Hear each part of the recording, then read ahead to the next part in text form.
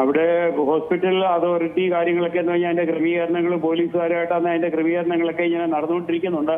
അഹമ്മദാബാദ് കേരള സമാജത്തിന്റെ പ്രതിനിധികളാണെങ്കിൽ ഇപ്പോഴും ഹോസ്പിറ്റൽ കോമ്പൗണ്ടിൽ തന്നെ ഉണ്ട്. ഇതിന്റെ നടപടിക്രമങ്ങളെല്ലാം കംപ്ലീറ്റ് ആക്കണമല്ലോ. അതനുസരിച്ചാണെങ്കിൽ എന്ത് ഹെൽപ്പ് വേണമെങ്കിലും ചെയ്യാനായിട്ട് അഹമ്മദാബാദ് കേരള സമാജത്തിന്റെ പ്രതിനിധികൾ ഇപ്പോഴും ഹോസ്പിറ്റലിന്റെ കോമ്പൗണ്ടിൽ തന്നെ ഉണ്ട്.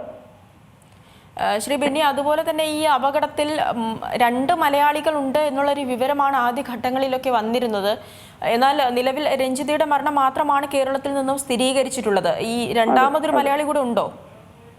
രണ്ടാമത് മലയാളി ഉണ്ടായിട്ടാണെങ്കിൽ ഇതുവരെയും അറിവ് ലഭിച്ചിട്ടില്ല. കാരണം ഞങ്ങൾ ഹോസ്പിറ്റലാണെങ്കിൽ ഉണ്ട്, ഞങ്ങൾ തിരക്കി നോക്കി. പക്ഷെ അങ്ങനെ ഒരു പേര് കാര്യങ്ങളൊന്നും കഴിഞ്ഞാൽ ലഭിച്ചിട്ടില്ല. എന്നാൽ ഒരാളുടെ ബോഡി മാത്രമേ ഹോസ്പിറ്റലിൽ ലഭിച്ചതായിട്ട് സ്ഥിരീകരിച്ചിട്ടുള്ളൂ. ഏറെ ആശ്വാസകരമായ ഒരു വാർത്ത തന്നെയാണ് അത്. എന്നാൽ പോലും ഇപ്പോൾ നിലവിൽ അവിടെ നിന്നും നൽകാൻ കഴിയുന്ന ഏറ്റവും പുതിയ വിവരങ്ങൾ എങ്ങനെയാണ് ഈ വിമാന അപകടവുമായി ബന്ധപ്പെട്ട്? വിമാന അപകടമായിട്ട് പറഞ്ഞാൽ 1:38 ടേക്ക് ഓഫ് ചെയ്ത ഫ്ലൈറ്റ് വിതിൻ 1 മിനിറ്റിനകം അതിന്റെ സ്ഫോടനം നടക്കുകയായിരുന്നു.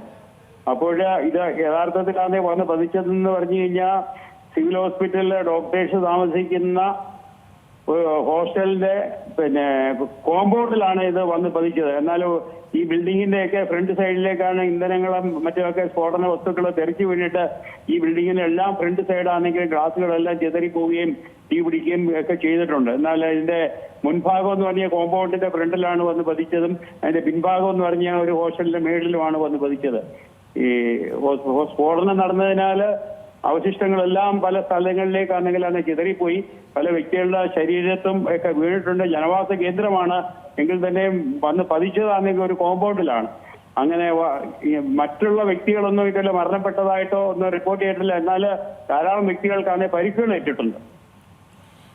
അതുപോലെ തന്നെ ഇനിയിപ്പോൾ നമുക്ക് മുന്നിലുള്ളത് ഈ സൂചിപ്പിച്ചതുപോലെ രഞ്ജിതയുടെ മൃതദേഹം എത്രയും പെട്ടെന്ന് നാട്ടിൽ എത്തിക്കുക എന്നുള്ള കാര്യമാണ്. അതിനായി ഇപ്പോൾ നാട്ടിൽ നിന്ന് ആരെങ്കിലും അങ്ങോട്ടേക്ക് വരേണ്ട സാഹചര്യമുണ്ടോ? ഇല്ല, തീർച്ചയായിട്ടും ഒന്ന് കഴിഞ്ഞ് ഇവിടെ വന്നിട്ടാണ് ചിലപ്പോൾ അവർക്ക് ചിലപ്പോൾ എഴുതി കൊടുത്ത് ഏറ്റുവാങ്ങേണ്ടി വരും. നമ്മളെ ഒരു സമാജമാണ്, അതുകൊണ്ടാണെങ്കിൽ അതെങ്ങനെ ചെയ്യാമെന്നുള്ള അവരല്ലെങ്കിൽ അതിൻ്റെതായ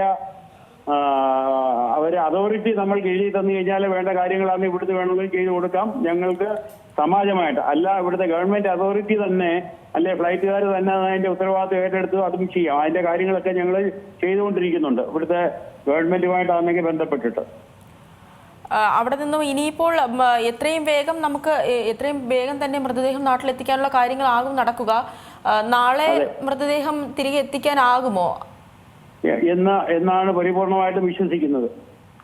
അതിനുള്ള നടപടിക്രമങ്ങളൊക്കെ പുരോഗമിക്കുന്നുണ്ടല്ലേ? അതെ അതെ അതെ, തീർച്ചയായിട്ടും. ഏറ്റവും പുതിയ വാർത്തകളും വിശേഷങ്ങളും വിരൽ തുമ്പിലറിയാൻ സീ മലയാളം ന്യൂസ് എല്ലാ ഡിജിറ്റൽ പ്ലാറ്റ്ഫോമുകളിലും ലഭ്യം.